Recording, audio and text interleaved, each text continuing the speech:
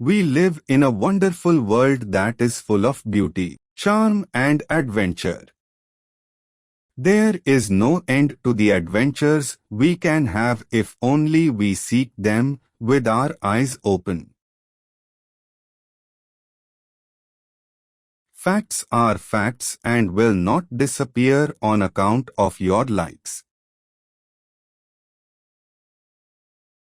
There is nothing more horrifying than stupidity in action.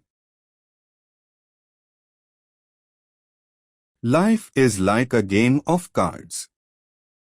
The hand that is dealt you is determinism. The way you play it is free will. The policy of being too cautious is the greatest risk of all.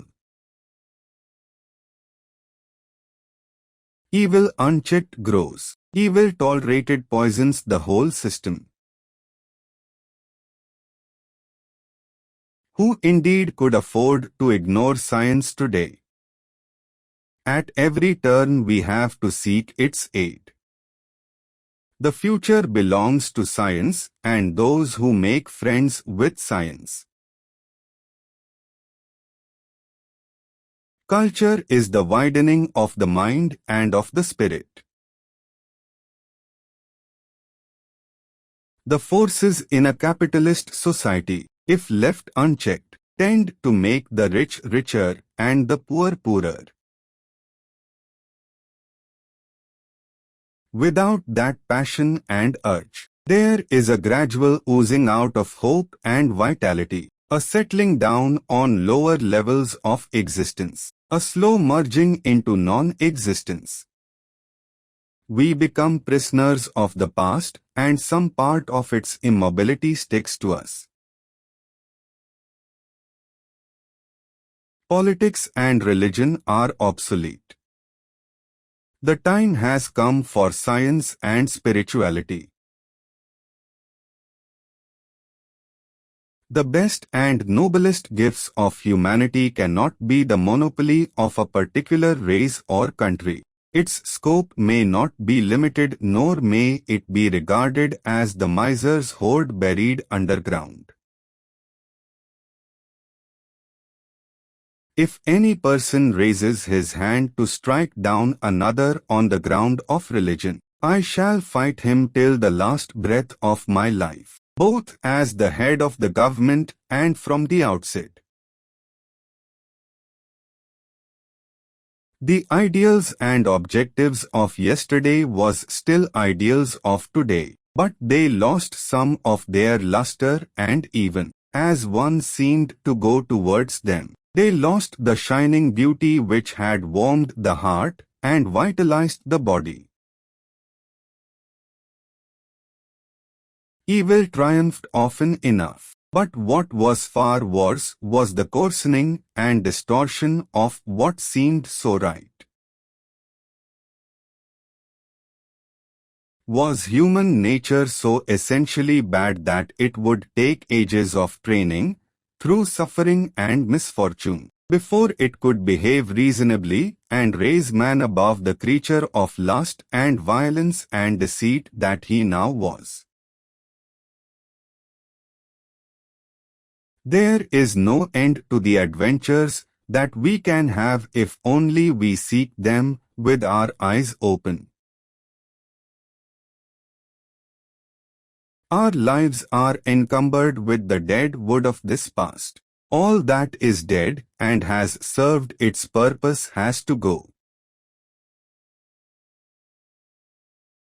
Loyal and efficient work in a great cause, even though it may not be immediately recognized, ultimately bears fruit. Yet the past is ever with us and all that we are and that we have comes from the past.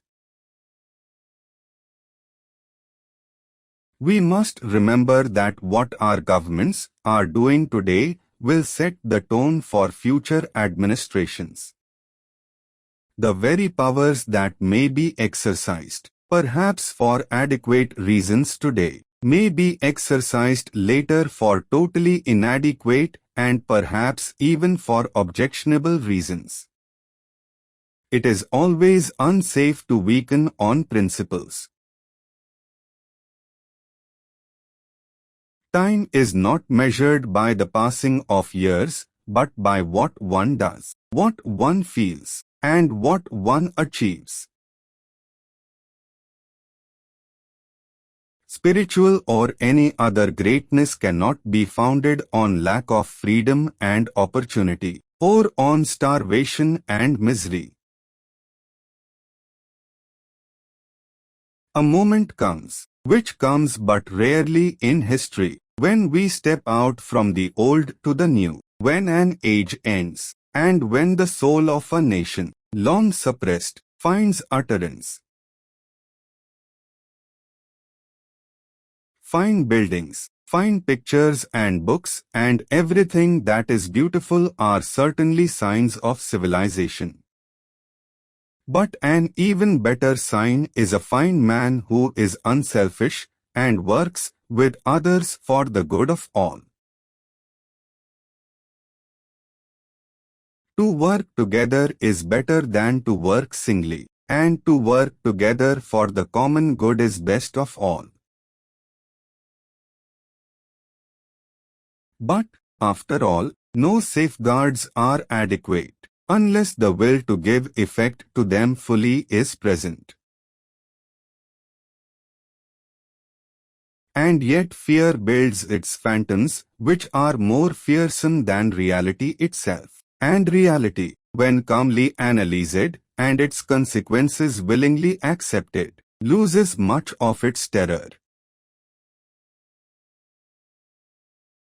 Whatever gods there be, there is something godlike in man, as there is also something of the devil in him. Culture is the widening of the mind and of the spirit.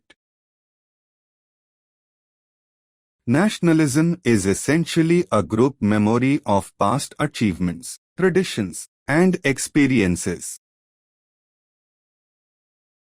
Our desires seek out supporting reasons and tend to ignore facts and arguments that do not fit in with them. A leader or a man of action in a crisis almost always acts subconsciously and then thinks of the reasons for his action. Someone said the other day, "Death is the birthright of every person born," a curious way of putting an obvious thing. There is no end to the adventures that we can have if only we seek them with our eyes open. For only they can sense life who stand often on the verge of it, only they whose lives are not governed by the fear of death. But the ideal is terribly difficult to grasp or to hold. With the growth of higher standards, the need for justification has arisen, and this leads to a perversion of facts, sometimes deliberate, often unconscious. Thus hypocrisy pays its tribute to virtue, and a false and sickening piety allies itself to evil deeds. The impact of science and the modern world have brought a greater appreciation of facts, a more critical faculty, a weighing of evidence, a refusal to accept tradition merely because it is tradition. I was taught by a great man, never to hate, and never to fear. Life is too complicated and, as far as we can understand it in our present state of knowledge, too illogical for it to be confined within the four corners of a fixed doctrine. There is a stillness and everlastingness about the past. It changes not and has a touch of eternity, like a painted picture or a statue in bronze or marble. Great job on completing the video. Subscribe to our channel to access all our powerful quotes. But the most important thing you can do right now is post your goals and aspirations in the comments below. Then give encouragement to at least 2 other people. We are one people. Let's start now.